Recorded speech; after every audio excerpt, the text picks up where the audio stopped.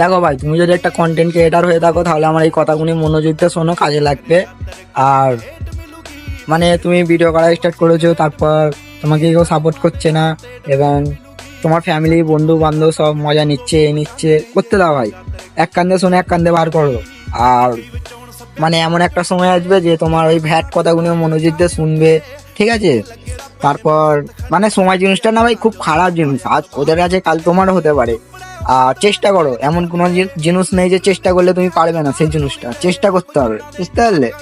আর মানে লোকের তো কাজ না, জ্বলবে তোমাকে দেখে, হিংসা করবে, এই মানে কোনো দিন হাল ছাড়বে না, আরো চেষ্টা করবে যেন ওদের জ্বলাতে পারি, এমন কোনো কাজ করো।